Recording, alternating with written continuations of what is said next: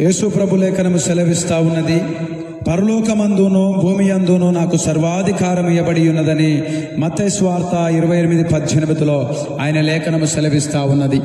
అంటే యేసు ప్రభుకు భూమి పైనను పరలోకం పైనను దూతల పైనను సర్వాధికారము ఆయనకి ఇవ్వబడి ఉన్నది.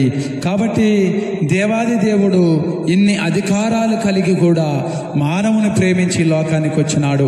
ఆయన అధికారం లేనివాడు కాదు, ఆయన చేతగాని వాడు కాదు, ఆయన నరుడు కాదు, ఆయన దేవాది దేవుడు సృష్టికర్త అయి ఉన్నాడు. భూమిని ఆకాశాలను సూర్యచంద్ర నక్షత్రములను కలగజేసిన నజరుడైన యేసయ్య.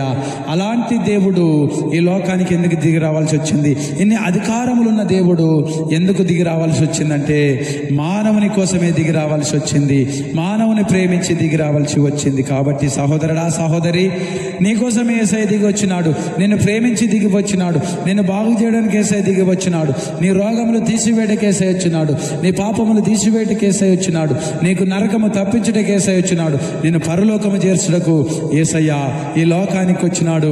ఆ సర్వాధికారం కలిగిన దేవుడు, ఆ సర్వ సృష్టికర్త దిగి వచ్చినాడు.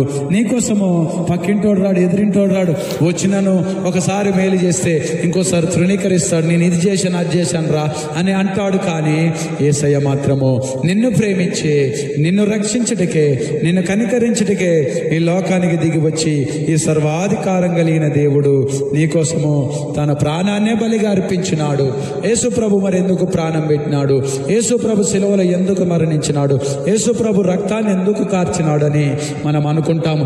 దారిని వెళ్తున్నప్పుడు కొన్ని పోస్టర్లు చూసినప్పుడు, కొన్ని విగ్రహాలు చూసినప్పుడు యేసు ప్రభు ఇదిగో శిలువలో ఎందుకు మరణించినాడు, ఈయన ఏదో పాపం చేసినాడు, ఇదిగో ఈయనను ఎందుకు ఇట్లా కొట్టినారు, ఏదో దోషము చేసినాడు కాబట్టి కొట్టిన అనుకుంటారు. కానీ ఆయన ఏ దోషము చేయలేదు, ఏ అతిక్రమము చేయలేదు. ఆయన అతిక్రమము చేసిన వాడిగా ఎంచబడ్డాడు. ఈ భూ ప్రపంచంలో ఉన్న మానవ జాతి అందరిది కూడా నేరమంతా కూడా ఆయన మోసి శిలువలో మరణించినాడు. ప్రతి జాతి వర్గాలందరి కోసము యేసు ప్రభు శిలువలో మరణించి రక్తాన్ని చిందించినాడు. మన పాపభారం అంతా కూడా యేసుక్రీస్తు శిలువలో మోసినాడు. మన పాపభారం అంతా కూడా యేసయ్య మరి శిలువలో మోసి మన పాపాల నిమిత్తమే రక్తాన్ని కార్చిన దేవుడై ఉన్నాడు. అందుకే పిలుస్తా ఉన్నాడు, సమస్త జనులారా నా యొద్దకు రండి, మీకోసం నేను వచ్చి